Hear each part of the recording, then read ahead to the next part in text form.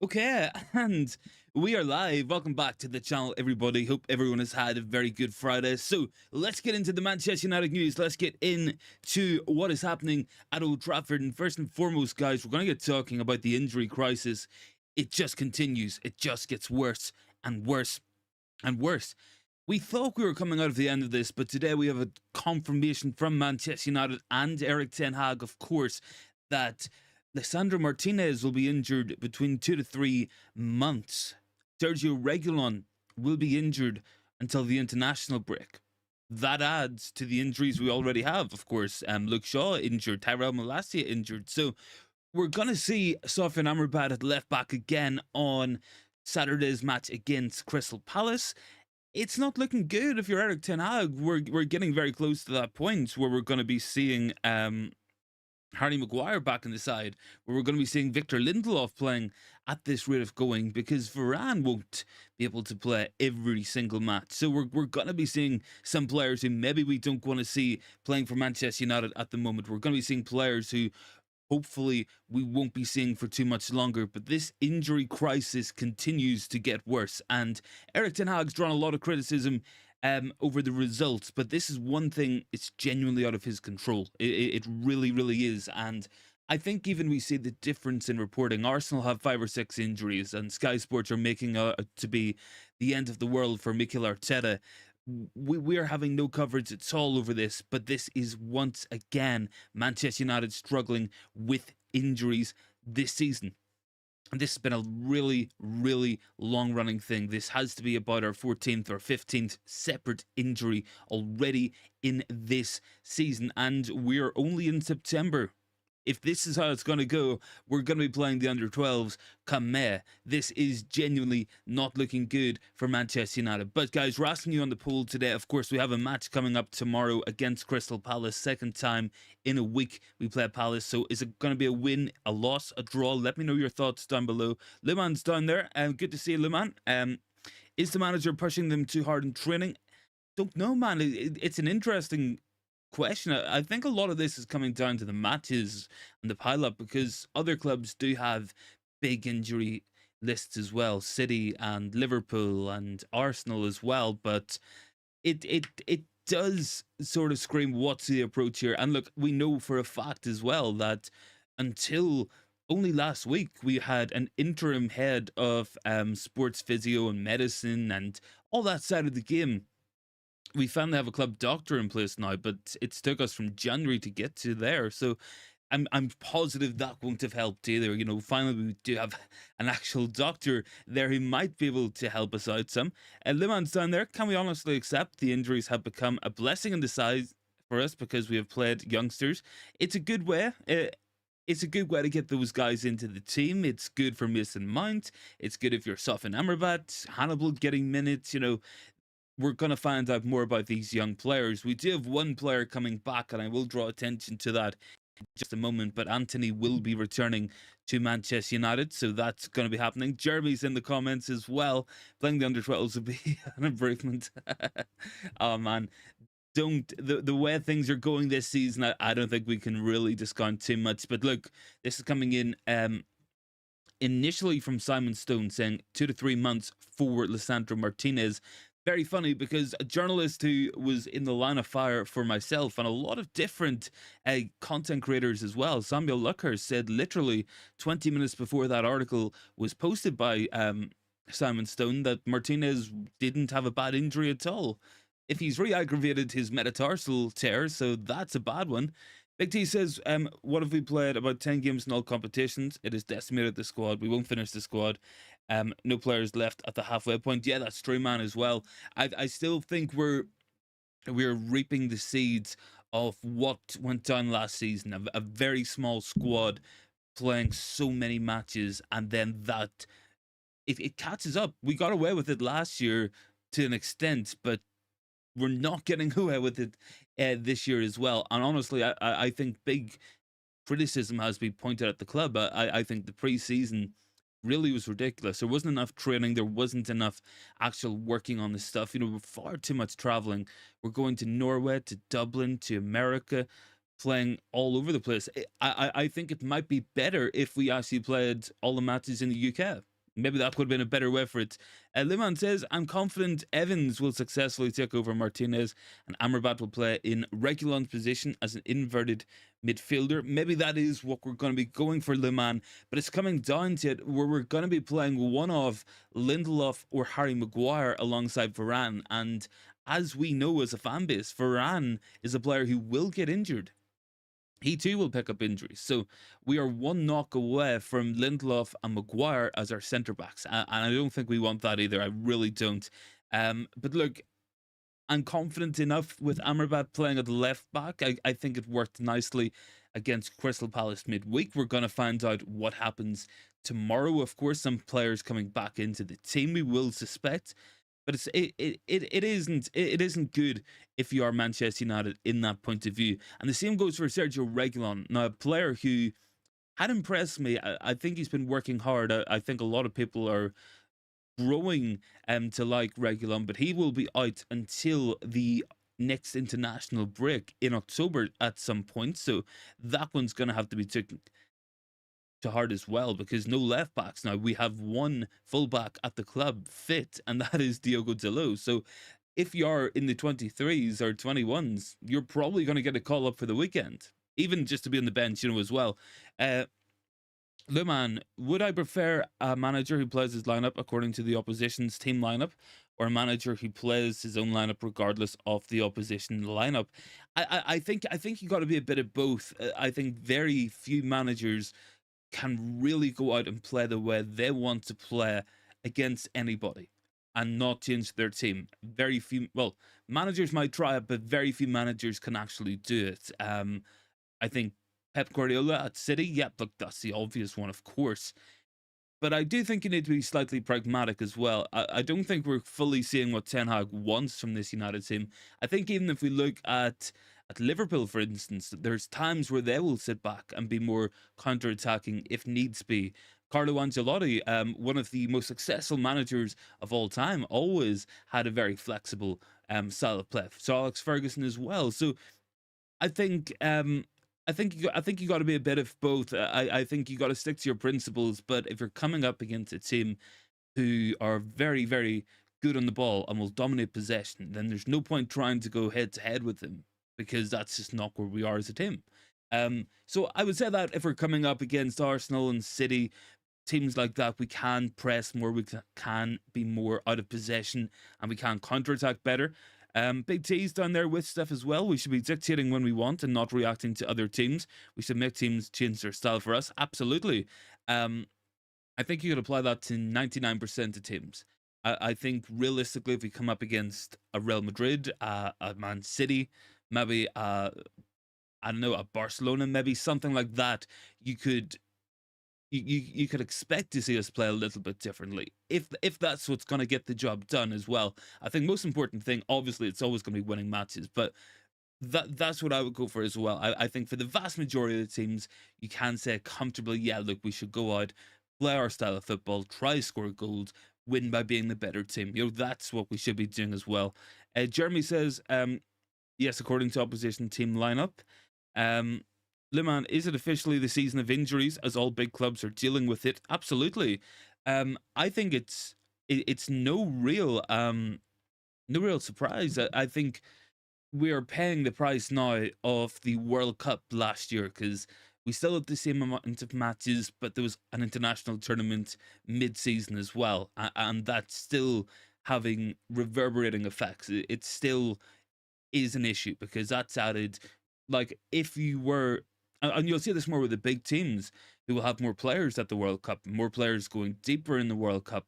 Those players are more likely to pick up the knocks. Absolutely. Absolutely they are. And just on the poll as well, guys, you guys are looking confident for tomorrow's match. 85% going for the United win. Have to say, I think we're going to win tomorrow as well. I would be surprised if we don't. Didn't see much from Crystal Palace, really. Midweek to suggest that they were going to be too much of a threat. Now, of course, we still got to turn up and play well, but I back us to do that as well. So look, guys, want to get moving on. I want to get talking about Antony, because this is a player coming back. As first confirmed by Luckhurst as well, Antony will return to the United squad and could play again next week.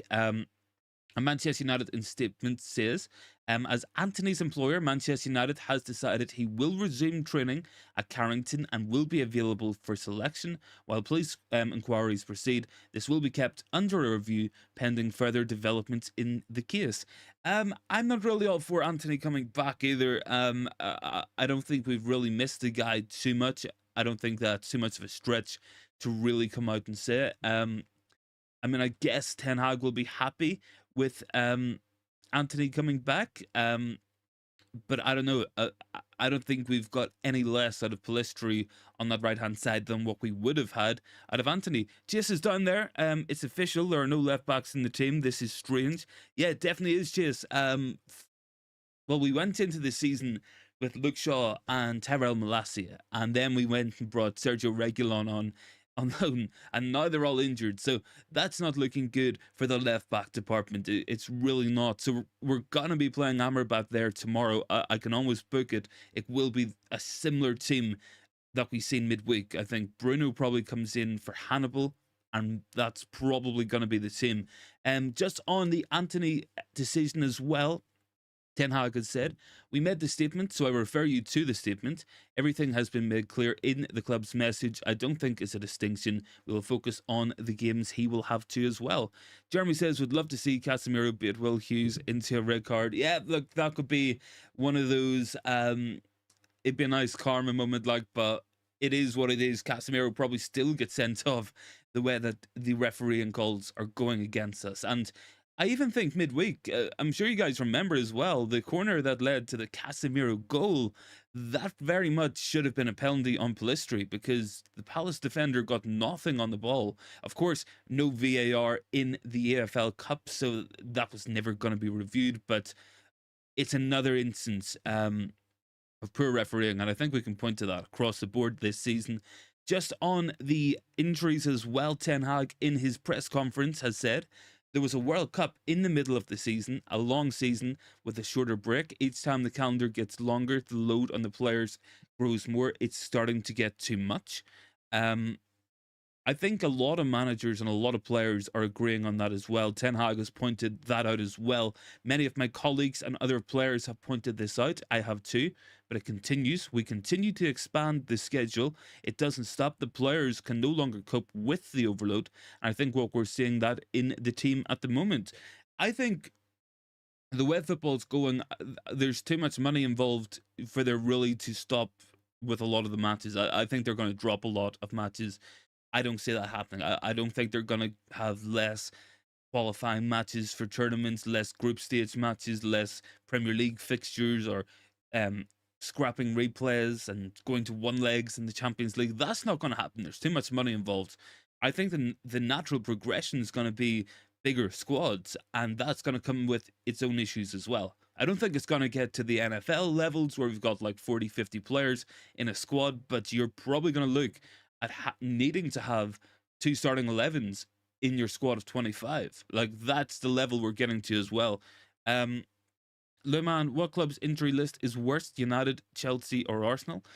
I would think they're all worse in their own ways, Le Man. United probably have the most players out. I think Arsenal probably have the most key players out in terms of their importance to the team. Because, look, United, as annoying as it is not to have the likes of Tyrell Malacia or Christian Eriksen or Scott McTominay, we can function as a team, but I think Arsenal's missing the likes of Martinelli, Saka, players like that, so I'm sure that's going to hit them hard as well. So it's all in its own kind of ways as well. But just on that as well, Ten Hag has been speaking about the academy players. He says, depending on their performances and on their levels, if they can show they can contribute to the team winning based on the opportunity, then you will get game time. We need more players, and we will have to look within as we deal with the injury crisis. So he's looking at bringing more young players in. We've seen Dan Gore in here recently. We've seen, of course, Hannibal starring. We've seen as well Listry getting minutes, Garnacho still getting minutes. So I would expect that to continue. And the way it's going, I think we're going to see the likes of Kobbie Mainoo come back in once he's fit, or Amad Diallo come back in once he's available. I think we're going to see a lot of players coming in. And if you're a young player at United, this is a really, really good opportunity. A lot of injuries in the first team, a lot of players still not playing overly well. You got to be knocking at the door, and I'm sure these guys are as well. Absolutely. Um, Let me see as well some other stuff we wanted to go through as well. Just when we're um going through stuff from press conferences, Marcus Rashford speaking on Højlund. He's a big, strong, physical guy who has good finishing skills. When the chances prevent him, he'll score goals. I'm looking forward to working with him more on the pitch. Gia says, between United and Chelsea, I would say United because we do not have a big squad to cover. Absolutely, that's a good point, Chase, man. I think that's a good point. Like, Chelsea have about 15 right wingers. They've got about 20 midfielders. They've got one striker somehow in their team, but I mean, they have a big, big squad. We're obviously going to be relying on the young players coming through and bolstering the numbers. Hopefully, it's not going to mean a decline in performances. I think a lot of the players who are out at the moment either haven't been playing well this season, haven't been available this season, or are not overly important to how we want to play. And a lot of those we can put a blanket over, the likes of Ericsson, Malacia, Scott McTominay. We don't really miss those players. With Højlund now, we shouldn't miss Martial when he does get injured next. I think a big concern is if Rafa Varane gets injured, because then we're very weak at centre back because we've got Lindelof, Maguire, and Johnny Evans. That's not what we want. I think if Delo gets injured, that's a massive problem because he's the only fullback fit at the club. So there is no Wan-Bissaka, there is no Luke Shaw, no Malacia, no Reguilon. And we're already playing Amrabat at left back. So that's going to be an issue as well, guys. Luman says, will we get the Ajax Antony back or the same antics Antony? I don't know. I think if he comes back, he's got to work hard. And what I would like Manchester United to do, and what I would like Erik Ten Hag to take the view of, is Facundo Pellistri is first choice, and Antony has to then play better in order to come in and take his spot. That's what I think he's got to do as well. Greg is saying, I remember watching United in the late 80s. They would have their starting 11 and only 2 subs. Then, obviously, when the Premier League came in, that's when squads got bigger, of course. But I think we've had a long-running thing, this as well. It has been going this way for a long time. I think adding the Nations League in is putting so much more internationals in the calendar. I think looking to expand the Club World Cup, that's another one that's going to just mean more matches. We are very close because I remember whenever the season finished in like mid-May, then that was it. You didn't get any Premier League football for 3 months, and you maybe got 4 or 5 pre-seasons friendly matches in July, and maybe that was it. But now all of a sudden the club calendar goes right up to June. All of a sudden, we're seeing internationals in June, and then we've got 2 weeks off, and then back into a training camp for preseason, where all of a sudden you've got like 5, 6, 7, 8, 9 matches in the space of about 4 weeks, because you're trying to fit the same amount of recovery and preseason matches in a shorter period of time. So that's not helping either, guys. Let me see. Jeremy says we need Amrabat to clone him 10 times. Yeah, we would, absolutely. Luman, aren't all club squads numbers the same? You'll get a little bit of variation in it, but I think it's more sorry, I think it's more to do with the overall quality as well. I think if you look at the likes of Man City, obviously they're an extreme example, but if Kevin De Bruyne got injured, they'll just put Phil Foden into midfield. If Erling Haaland gets injured, they'll just put Julian Alvarez up front. If Bernardo Silva gets injured, they'll put Jeremy Doku on, or they'll put Grealish on, or they'll bring Calvin Phillips into midfield. You know, that's the kind of depth that you're clearly going to need. You know, quality players, and that's a very, very difficult balance to manage. Is how do you get these players who would start at other clubs to come in and be happy enough to sit on the bench and maybe play 1 match out of 3 a week? Because that, if United's going to be a Champions League club, that's what it's going to be. 3 matches per week as well. But guys, get voting on the poll as well. We got 89% of you guys going for Manchester United beating Crystal Palace tomorrow. How important is it for Ten Hag to rotate the squad, as he himself has acknowledged the World Cup took a toll on the players? It will be important, absolutely, Lehman, and I think he's doing it. We've seen 7 changes on Tuesday night, so I think that's a good start. Obviously, we're going to have to do that again. I would expect United to go with a similar team tomorrow. We will do a quick look as well at the match tomorrow, but if I had to predict tomorrow's side, I think it's starting to get predictable. I think we'll see Onana in goal, of course. Right back will obviously be Delo. Varane will be at centre back. And then you've one off Evans, Maguire, or Victor Lindelof to play at left centre back. And I think it's going to be Harry Maguire. And then at left back, it's going to be Sofian Amrabat. Midfield is probably going to pick itself. It will be Casemiro, it will be Mount, it will be Bruno. Forward 3, I would like to see Hoyland through the middle. It'll probably be Rashford back into the team. And then one of Garnacho or Pellistri starting. That's probably how we're going to line up tomorrow as well. Sinking, good to see you, man. Hope all's good. I'm doing good. We're just having a talk as well about tomorrow's match, having a look at the injuries and stuff, and then we're also going to talk about Antony as well. So just for anyone who might have missed it, of course, Antony will be coming back. That is confirmed today by Manchester United. He will be available for selection. He will be available to play matches. Whether or not he's going to come right back into the team, I don't know. I would love Erik Ten Hag to say, yeah, look, Pellistri's first choice. You have to play better than Pellistri in order to start playing matches. That's what I would like Erik Ten Hag to take that approach. Now, whether he does or not, that's another thing as well. Have we come to know the exact formation of Ten Hag or not? Yeah, we know what the Ten Hag's formation is. It's well, it's a different shape in possession to out possession, but this season it's 4-3-3, very, very much. With the sitting midfielder, 2 box-to-box midfielders, forward 3, of course. And then I guess we're starting to look at the in-possession stuff. That's a completely different thing. It's like a 3-1-6-2 or something like that, 3-1-5-2. Basically means that the fullbacks push on, then you have a midfielder drop in between the centre-backs, makes it 3, and then you play out like that. That's kind of what we do in possession. I think the fundamentals are there. I think sometimes the players are guilty of not really sticking to their places or not really sticking to what they're meant to be doing.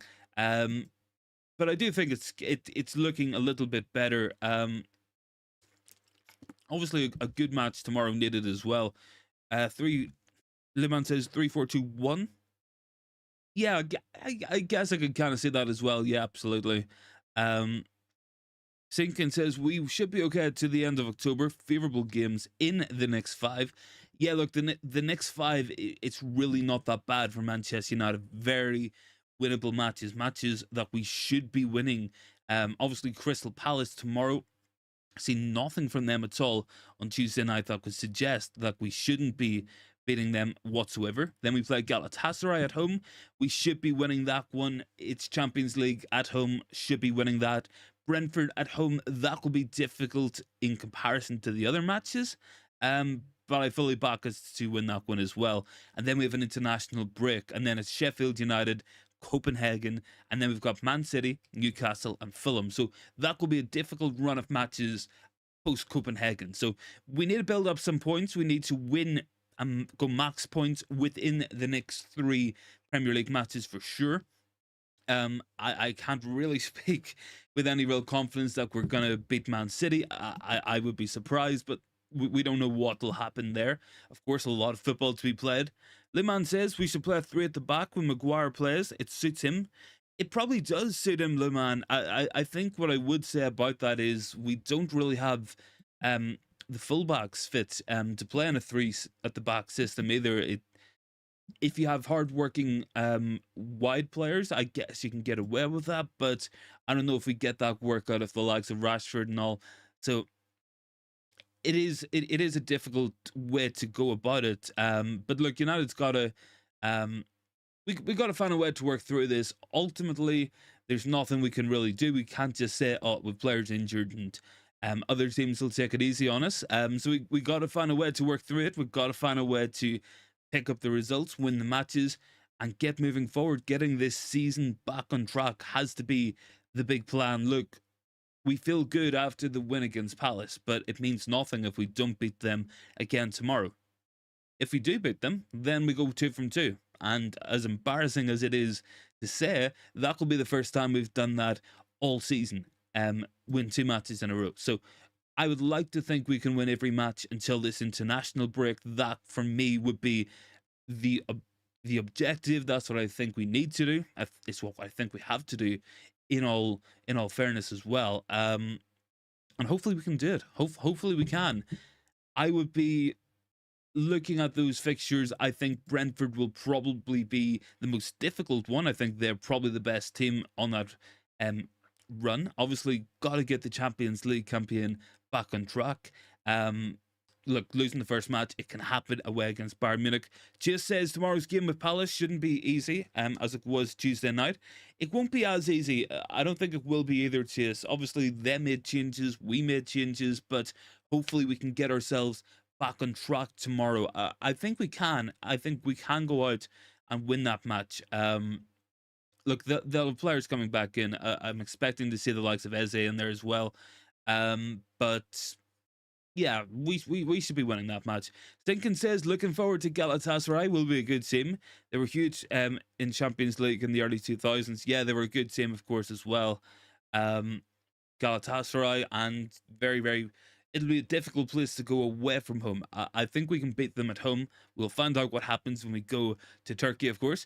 Lucky's down in the comments as well. Mason Mount, running 7 or 8 tomorrow. I don't mind.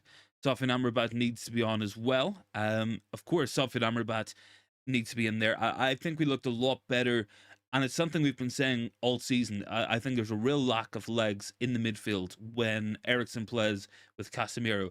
And even when Mount, Casemiro and Bruno was our midfield, we were kind of getting walked through. But I think with Amrabat at the left back, it'll give us some of that energy we need as well.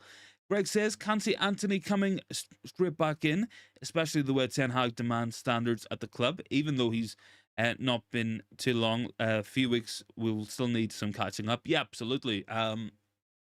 It would be the equivalent, really, of coming back from an injury. You know, you wouldn't throw a player right back into the fray of it. Need to build up the squad, need to build up the fitness and stuff, and that's hopefully what's going to happen. I said, I think we should take the view that Facundo Pellistri is first choice now. And it's Antony's job to play better than Pellistri and take his spot. That's what he's got to do. So work hard in training, produce on the pitch, get goals and assists, and make us a better team. If he can do that, yeah, bring him back. But I also don't think we should just bring Antony back for the sake of having Antony back. It's not like he's done a lot for this team or that he's one of our most important players, because he's not. We know this already. So I would be surprised if Antony comes back. I think it would be the wrong move. I think it sends the wrong kind of message. Lucky says as well, Casemiro, Bruno, Amrabat, Mount, Delo, Garnacho, Højlund, and Martial will be your team tomorrow. Don't know if I'll put Martial in. I would be surprised if both Højlund and Martial start. Sinkin says Antony will probably come back for the Brentford match. We need him on that one for the physical side. I prefer Pellistri to Antony. Surely Antony can't go straight back in. Let him train a couple of weeks first. Absolutely agree with you there, Big T. Let him work his way back. Let him get back to fitness. And if he's ready and if he's informed to play, then you play him. You don't just pick him because he's fit. You know, that's kind of sending the wrong message as well. I think that would be poor from Erik Ten Hag if that's the way we go. Lucky says this game we need to open up. Yeah, we need to open up as well, of course. Liman says we will beat comfortably Palace comfortably tomorrow as now our players realise their places in the team have competition. Yeah, I think that's a good thing. I do. And I think what's kind of ironic is the midfield has gone from being our biggest weakness to maybe one of our biggest strengths in terms of the depth anyway. I think Hannibal is doing well. I think Dan Gore is knocking on the door to be involved in the first team. I think obviously Mount coming back and looking good midweek, Amrabat coming in as well, that's really going to help the midfield out a lot as well. So hopefully that's going to help us control matches, win the ball better, and play through the thirds better. I think that's got to be really important as well. I think a really good number as well when we looked at Amrabat's performance midweek was around 65 minutes played and 78 passes completed out of I think it was 81. So nearly completed every pass, played over a pass per minute from left back coming inside, and made more touches in 1 hour than McTominay had all throughout the season. So I think a lot of those players, I think they definitely will be knocking on the door. But I do have to say as well, I think when we look back at it, the decision not to take £30 million for Scott McTominay from West Ham might have been one of United's worst transfer dealings in recent years, because he is nowhere back into this team. He isn't above Casemiro. He will not be above Sofyan Amrabat. We will probably play a Kobe Minu ahead of him, so that's in the deeper positions. He's not as good as Mount or Hannibal or Bruno or even Christian Eriksen. So I think McTominay was a player we should have sold. We should have took that money and run, and I think we could have done something else with 30 million in the window. We probably could have got another centre back. Maybe something like that would be really beneficial to us, of course. He also we got in the comments, Lucky saying Martial can give the ball to him. Garnacho in, Rashford will need to learn to pass. I think Rashford's decision making needs to improve, of course. Tomorrow we should start Garnacho. He has earned it based on his last game's performance. Absolutely. I would like to see a similar team to what we played on Tuesday night. I think Bruno probably comes in for Hannibal. I can't see Pellistri and Garnacho playing, so maybe we play Rashford or Garnacho off the right-hand side. Maybe that's what we go for in this one. But I don't think we're going to see a lot of changes. I think we'll probably stick something similar to what we have. And I don't think Hannibal really deserves to be dropped either. I think maybe he'll come back in as a substitute or something like that if we're building up Mount's fitness, because that seemed to be the plan midweek. Mount came off at half time. We don't typically make a lot of halftime subs, so maybe Mount will play 45 and Hannibal will play 45. Maybe that could be the plan. Jeremy says Dan Gore was fantastic. I thought he was really good as well. I have to say, Jeremy, absolutely, very, very good player, and excited to see how he develops. Lucky says we're not safe. Garnacho and Rashford don't perform. Yeah, look, everybody needs to perform, absolutely. I would play Onana and Delo, Varane and Lindelof, Amrabat, Casemiro, Hannibal, Bruno, Garnacho, and Hoyland, says Sinkin as well, and Mount on the right. We could go for that as well. I wouldn't mind some Pellistri, because I think his directness really helps us. I think when we watched midweek, he held his width really well. I think that's something big because, as we know, we play through the left-hand side a lot, and what we managed to do with Facundo Pellistri was just find him in space every time, be it Mount, be it Amrabat, be it Casemiro. They managed to find Facundo Pellistri with his head up, running into the space, and that made a big difference for Manchester United in that match. Absolutely, it did. Let me just double check a couple more things as well, guys. Want to make sure we're covering the very latest, because I think something might have come out as well in the last couple of moments. Let me just have a check. Sergio Reguilon, of course, will be injured until the international break, so that's going to be another week and a half, 2 weeks or so. So that's unfortunate for him. I thought he was doing quite well. Let me see. No, it's just Javier Hernandez has done an interview as well. Drop a like on the video, guys. We're up to 10 likes, which is really good, because I think we've had 93 views. It's just one of those days as well, guys. But drop a like on it. Would really appreciate that one. Lucky says Varane, Evans, Maguire in defence. We'll kick it out. Big T thinks 3-5-2. We have more midfielders than defenders. Let's see if Martial and Hoyland can strike up a partnership. Maybe not a bad idea. I think it would be interesting to see what we do in that kind of formation, because I think when we look at it as well, I think the lack of fullbacks is maybe an issue. I think Amrabat can play left back, but does he have the athleticism to play and the speed really to play as a wing back? You know, it's a similar position, but a lot of changes as well. But we'll find out on that one. Sinkin says Pellistri is not ready physically. I don't think he's physical. I think he can improve physically, but I think he's shown a lot in the last couple of matches, maybe to warrant a go as well. Just give him a run of matches, and we can see what he's made of as well. Um, Lucky he doesn't want to see Ericsson. No, I don't want to see Ericsson either. I think Ericsson's been a big problem for United. I don't think he's good enough anymore to play and start matches. I think physically very weak. I think slow, doesn't get into the tackles. I think Ericsson beside Casemiro was really poor because Casemiro was working hard to cover a lot of space and jumping into tackles because Ericsson wouldn't be making them. So I think there's a better balance when you've hardworking players around Casemiro. I think his best performances last year came with Fred alongside him. And of course, as well, guys, he's the top goal scorer this season. So I think we can move him a little bit further up. I think he can offer something going forward. He's one of the only players at the club I would back to score headed goals. And that's something we really haven't tapped into a lot for years, for many years, that we haven't had someone consistently scoring headed goals. Obviously, a lot of that comes from the wide players, but I think getting Casemiro into the mix, it's only going to help as well. Sinkin says, did we watch the same game against Palace? Misplaced passes between Delo and Pellistri. The relationship is not there. I don't think we saw a lot in turn. I would agree in that respect that the relationship between Pellistri and Delo maybe wasn't there. I think from a tactical point of view, the Pellistri start worked well because the one thing he does really well, obviously being a right-footed player on the right-hand side, is he holds the width. And whenever you have a team that builds up on the left, which United do through Amrabat in that match, Garnacho was drifting onto that side, Mason Mount was on that side. That pulls the Palace defence over and it leaves Pellistri isolated, it leaves him space, and the switch was on. That's how we got the first goal as well. That came from a switch from the left to the right into the space. And I think that's definitely something we can utilize as well. I think we've seen something similar as well.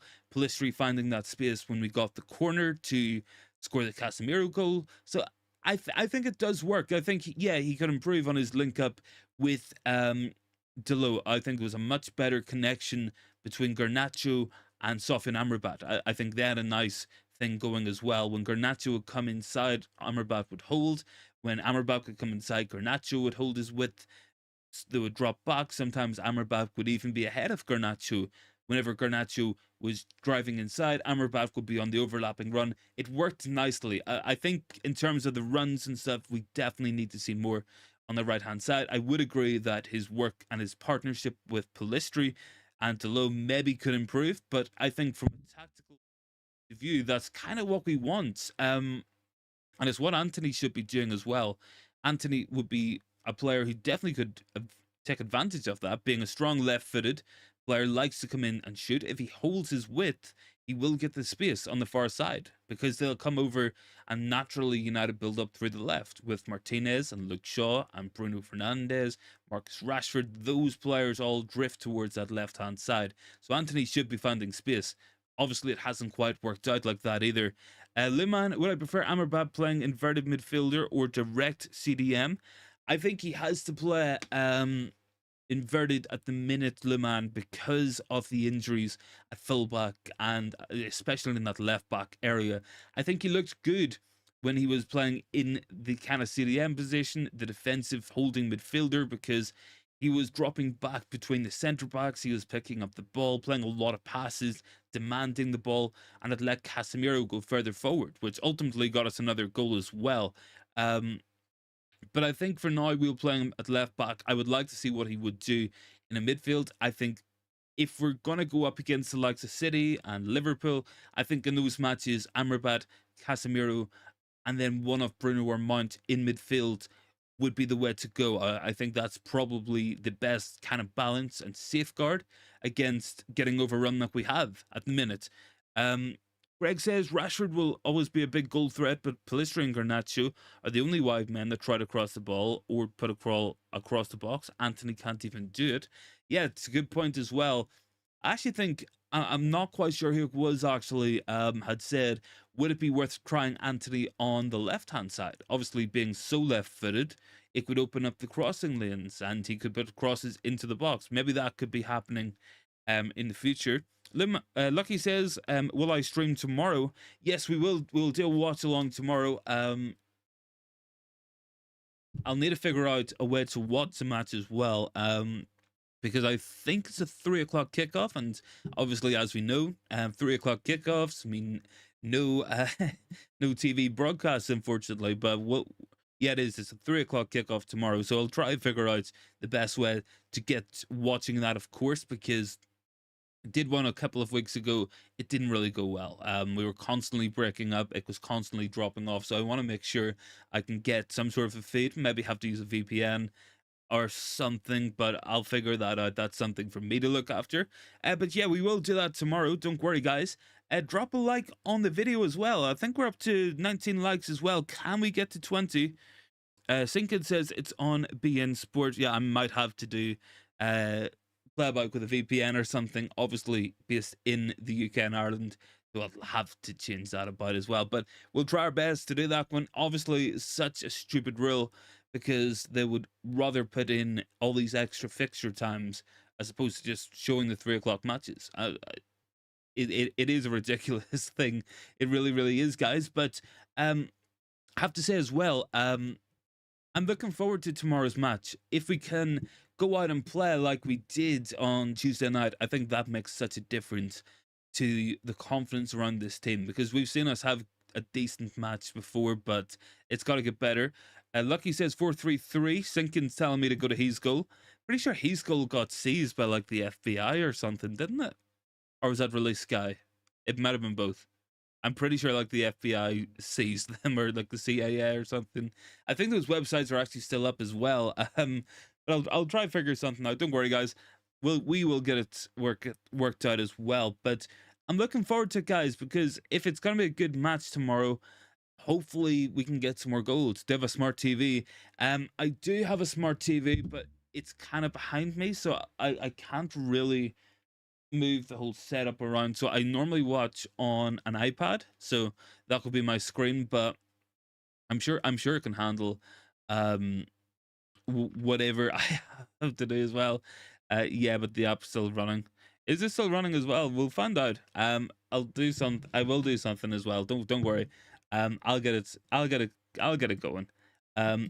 Big ups as well, guys. Can see like, even though there's only like 100 people in here, we've got like 4 new subscribers as well. So welcome to the community, guys. Welcome to the channel if you guys are new. Obviously, really great community here on the United Philosophy, so thanks so much for joining. We're very recently hit 2,000 subscribers. We're up to 2007 now. One of the last years United were actually good, but yeah, so thanks so much for joining in if you guys are new. Big T says Evans, Maguire and Lindelof, Garnacho, Casemiro, Amrabat, Bruno, Pellistri, Martial and Højlund would be my 3-5-2. Not a bad idea. That could work. It could work. Lucky says 4-3-2. Which one will the management look at? I think it's gonna be more for 4-3-3, Lucky, personally. But look, Big T man, I think that's an interesting idea. Like, I would question how Garnacho and Pellistri would do defending the wide areas, because that would be a lot of their responsibility. But I guess we'll find out. I mean, maybe we could put Amrabat on the left. We could put maybe, I don't know, Delo on the right. Maybe play a 3-4-3. Maybe that's something we could do. I don't know. We'll find out what will happen on that one. Kofi's down there. I prefer Garnacho, Højlund and Pellistri to be the forward lineup tomorrow. If Manu is fit, he should play alongside Casemiro and Bruno, and Amrabat should maintain his left-back place. I don't think Kobe Manu will be fit, unfortunately. I think he will be out until the international break. But I do think a lot of those are good points. I would like to see Amrabat at left back, of course. I think we'll see one of Mount or Hannibal in midfield because Kobe Manu is still injured. So maybe we see Mount. I don't know. We'll find out what will happen. Matata, good to see you, man. Big ups to you as well. Dark Row, good to see you as well. Thanks very much for joining in. Some new faces on the channel, really good to see. Really love, of course, doing all these shows with you guys. Will be a watch along tomorrow. Looking forward to that one. Lucky says, Mason Mount, Paul, the pass to Bruno, will run the midfield for the passing and shooting. Yeah, look, I don't think that's a bad idea, Lucky. I think we're gonna see a better Mason Mount. I think he looked pretty good against Crystal Palace in the first 45 minutes that he played. I think maybe he's fit. Maybe he's settling in as well, playing it with some better players. I think that's going to help him out as well. But I'm looking forward to seeing Mount tomorrow. Hopefully, he'll have another good performance, because if so, that will be good for his confidence. And that first assist will really help him as well. There's a reason why the management are obsessed with Mason Mount at Man United. Matata thinks we will win tomorrow. Actually, I forgot to draw attention to that as well, guys. We're running a poll down below, so I think we're gonna win tomorrow. I can't vote in my own poll, but I can give you guys my thoughts, of course. So I'm going for the United win. Let me know your thoughts down below, guys, and who would you like to see start tomorrow? For anybody who might have joined in and maybe has missed out on some of the news for today, let me just have a quick recap. So, first and foremost, Lisandro Martinez and Sergio Reguilon will both be injured. Amrabat is back and should be playing as well, should be starting playing a full 90 tomorrow. But yeah, Martinez, Reguilon, it's not looking good. We will see Martinez out for 2 to 3 weeks, so probably until December. That's not ideal at all. And Reguilon will be out for around 2 weeks until the international break. So that's not as bad as what it could have been. Lucky says Garnacho will have a big impact. How does everyone feel about the big match? Yeah, I think we're gonna win, Lucky. Don't worry, man. I think we're gonna get the win tomorrow. I would be surprised if we don't. Hopefully, we can score some goals as well. I would like to see another 3-0 would be lovely. Maybe some more goals than that as well would be a really, really good way to build some confidence. And I think there's players who I would love to see score tomorrow. I think liking to see if Mount can get a goal, I think that helps his confidence a lot. I think Højlund could do with another goal as well, just to keep him going. Would like to see a Bruno goal, maybe a Rashford goal for their own confidence and stuff as well. But we're going to find out. Will be good. Sinkin says, need a draw between the Scouse and the Spurs. So that could be a good result for Manchester United, of course. Would be a very, very good result. Liman, our fan base is already divided over Antony and Greenwood. It's so unfortunate. We need to unite. Absolutely, we do. I would say we got to be united through and through, because that's kind of what the Glazer family are feasting upon, and they have done for a long time. Division and a united fan base is more of an issue for them, of course. I think what we can say about Antony and we can say about Greenwood, I think we got to support the team more, and I wouldn't be going with one player over the other, and I think that's important as well. I think obviously the allegations against both were not good, but at some point as well, I think decisions need to be made. So we're going to find out with Antony what happens there. Obviously, it's less of a case because he hasn't been formally charged like Greenwood was. But as well as that, there has to be a decision made on Mason Greenwood at some point as well. That they have to say if he's coming back, if he's going. Because what we've done is we've loaned him to Getafe, and that means he's their problem to deal with. And all of a sudden, he'll come back next summer, and then we have to find out what we're doing with him again. So I think we've got to make decisions, and we've got to stick by them as well. That has to be Manchester United and Richard Arnold's plan as well. Do you have a Telegram group for the community? Sinkin, I actually have a Discord chat as well. I'll put it in. Puffy says, was Antony case different than Greenwood? It's different in the sense that obviously both domestic abuse allegations and really, really bad allegations. I think the difference is that a lot of the Antony stuff seems to have took place in Brazil. Some of it took place in the UK, seemingly.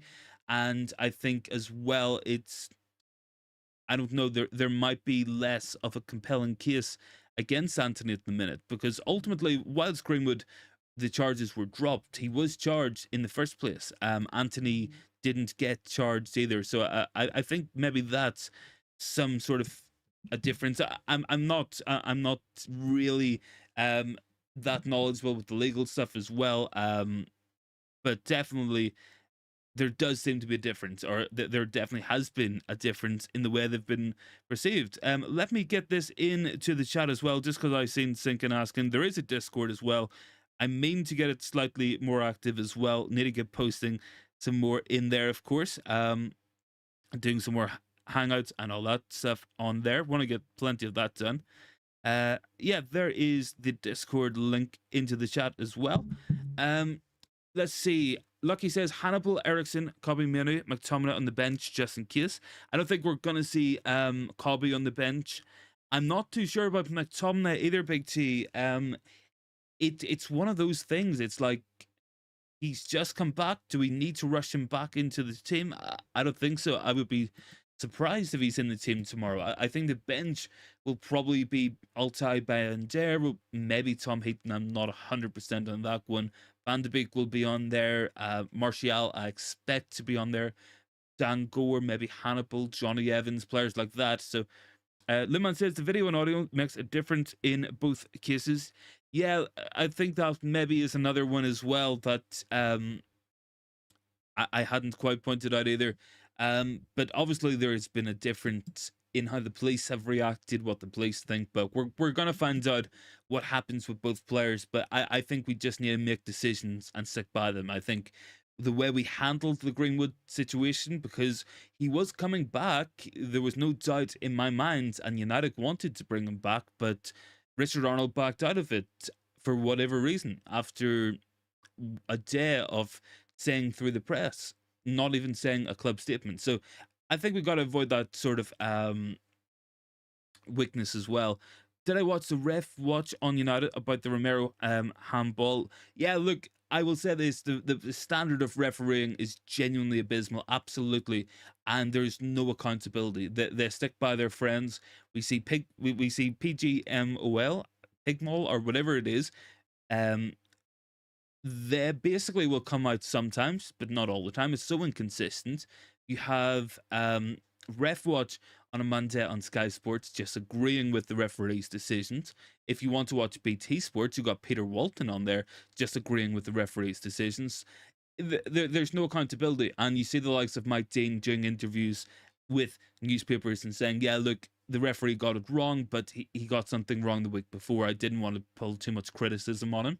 Like, that's genuinely disgraceful. So it's got to shape up, and I think you can look at each of United's matches in the last couple of weeks and point out bad refereeing decisions that have affected them. And look, Onana should have had a penalty given against him in the Wolves match. But let's have a quick look at this as well. United should have had a penalty in the Wolves match.